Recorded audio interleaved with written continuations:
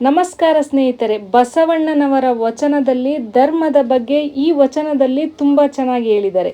ದಯವಿಲ್ಲದ ಧರ್ಮದಾವುದಯ್ಯ, ದಯವೇ ಬೇಕು ಸಕಲ ಪ್ರಾಣಿಗಳಲ್ಲಿ, ದಯವೇ ಧರ್ಮದ ಮೂಲವಯ್ಯ, ಕೂಡಲ ಸಂಗಮ ದೇವನಲ್ಲದೊಲ್ಲನಯ್ಯ.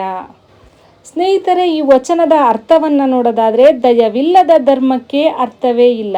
ಯಾವುದೇ ಪೂಜೆ, ವ್ರತ, ಯಾಗ ಮಾಡಿದರೂ ಮನಸ್ಸಿನಲ್ಲಿ ದಯೆ ಇಲ್ಲದಿದ್ದರೆ ಅದು ನಿಜವಾದ ಧರ್ಮವಲ್ಲ. ಎಲ್ಲ ಜೀವಿಗಳ ಮೇಲೂ ದಯೆ ಇರಬೇಕು. ಮಾನವರು ಮಾತ್ರವಲ್ಲ, ಪ್ರಾಣಿಗಳ ಮೇಲೂ ಸಹ ಕರುಣೆ ಇರಬೇಕು. ದಯೆಯೇ ಧರ್ಮದ ಮೂಲ. ದಯೆ ಇದ್ದರೆ ಮಾತ್ರ ಧರ್ಮ ಸಾರ್ಥಕವಾಗುತ್ತದೆ. ಕೊನೆಯಲ್ಲಿ ಬಸವಣ್ಣನವರು ಹೇಳುತ್ತಾರೆ, ದಯೆ ಇಲ್ಲದವನನ್ನ ಕೂಡಲ ಸಂಗಮ ದೇವನು ಒಪ್ಪುವುದಿಲ್ಲ. ಇನ್ನ ಧರ್ಮ ಎಂದರೆ ಏನು? ಪೂಜೆ, ಯಾಗ, ವ್ರತ. ಬಸವಣ್ಣನವರು ಹೇಳುತ್ತಾರೆ, ದಯವಿಲ್ಲದ ಧರ್ಮ ದಾವುದಯ್ಯ. ದಯೆ ಇಲ್ಲದಿದ್ದರೆ ನಮ್ಮ ಎಲ್ಲ ಆಚರಣೆಗಳು ವ್ಯರ್ಥ.